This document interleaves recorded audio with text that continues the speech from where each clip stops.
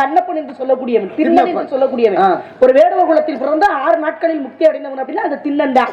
அந்த திண்ணனுக்கு தான் கண்ணப்பன் என்ற பெயரையே சிவபெருமான் சொல்றாரு. காரணம் கண்டானம் கொடுத்தது அன்னைக்கு அவர் தான், அந்த கண்ணை தானமாக கொடுத்தவன். அப்ப ஒவ்வொரு தெய்வங்களுக்காகவும் ஒருத்தவங்க ஒவ்வொரு பொருளை கொடுத்திருக்காங்க இல்லையா?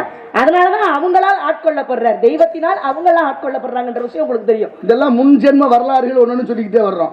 பெரிய புராணம் உருவாவதற்கு ஒரு காரணம் இருந்தது, அதுபோல பெரிய புராணத்துல வர்ற கதைகளுக்கு ஒரு காரணம் இருந்தது. இன்னைக்கு பட்டணத்து செட்டியார்னு கூப்பிடுறவர் யாருன்னா குபேரன்.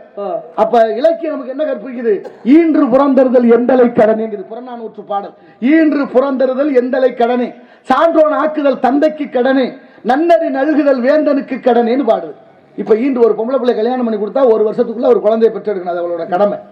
அதான் ஈன்று புறந்தறுதல் எந்தலை கடனே, சான்றோன் ஆக்குதல் தந்தைக்கு கடனை. ஒரு குழந்தையை பெற்றுட்டா தாயின்னா தகப்பை அவனை நல்லவனா வளர்க்கணும், அதான் சான்றோன் ஆக்குதல் தந்தைக்கு கடனை. நம்ம புள்ள தப்பா போகுதுன்னா நமக்கு பதைக்குது இல்ல, இன்னும் நம்ம புள்ள இப்படி ஆயிட்டானே ஒண்ணு வேதனைப்படுறோம்ல, அப்ப சரியா வளர்க்கிறவன் அப்பா.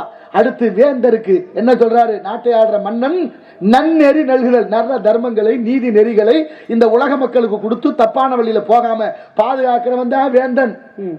சாராய கடை திறந்து வச்சு குடிக்க சொல்றவன் இல்ல, புரியுதா இல்லையா? இப்படி பல காரணங்களும் காரியங்களும் கதைகளும் இந்த நாட்டுல நிறைய நமக்கு இருக்கு, இலக்கியங்கள் சொல்லிக் கொடுக்குது. ஆகையினால எந்த குழந்தையும் நல்ல குழந்தை தான் மண்ணில் பிறக்கையிலே அவர் நல்லவராவதும் தீயவராவதும் அன்னை வளர்ப்பதில்லைன்னாங்க.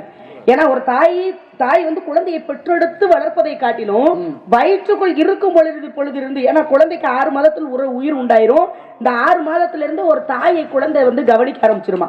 அப்பையில இருந்தே தாய் வந்து நல்ல விஷயங்களை பேசணும், நல்ல விஷயங்களை, அதாவது நல்ல எண்ணங்களோடு இருக்கணும் அப்படிம்பாங்க. அப்பதான் அந்த குழந்தை இந்த உலகத்திற்கு வரும் பொழுது நல்ல பிள்ளையா வரும். 6 குணம் முதல்ல இருக்கக்கூடாது. காம, குரோதம், மோகம், லோபம், மதம், ஆச்சரியம் 6ம் இல்லாது ஒழித்து விட்டால் மனித பிறவி மேன்மையானது.